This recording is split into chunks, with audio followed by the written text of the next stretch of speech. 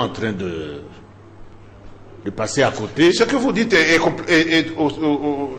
autant vrai que, en fait, on a envoyé, à l'époque des bourses, on a envoyé en Europe un peu n'importe qui, alors que nous devions avoir des objectifs bien définis pour savoir celui-là va là-bas pour faire telle recherche, quand il reviendra, il servira à promouvoir tel domaine, mais non, on l'a envoyé comme ça, mon cher ami.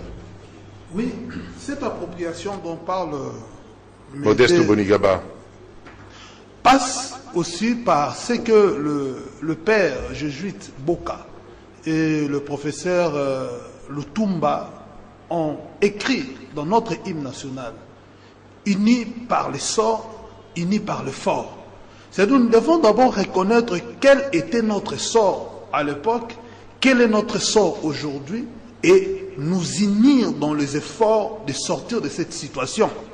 Et cela passe, je répète, par ce que j'avais dit avant, par la définition des objectifs communs qui nous uniront, quelles que soient nos divergences, quelles que soient nos divisions. Alors, en disant quel était notre sort avant l'indépendance, il n'était pas ce sort n'était pas enviable, mais après l'indépendance, pas enviable non plus.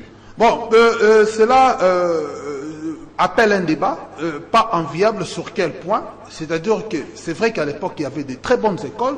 Vous qui êtes nos aînés, vous avez bénéficié de ces conditions.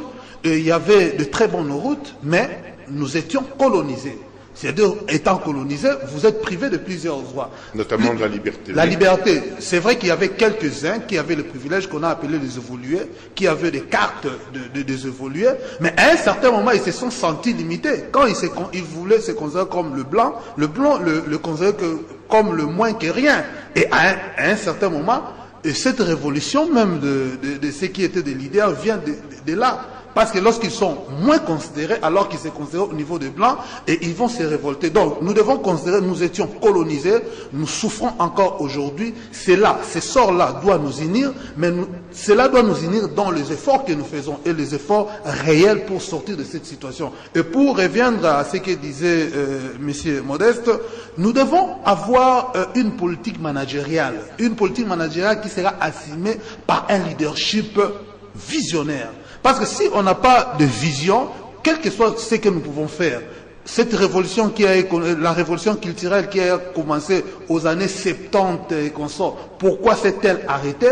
Parce que peut-être on n'avait pas vraiment de vision et cela s'est arrêté alors que cela pouvait nous amener sur le plan de la nouveauté et de l'originalité de la société.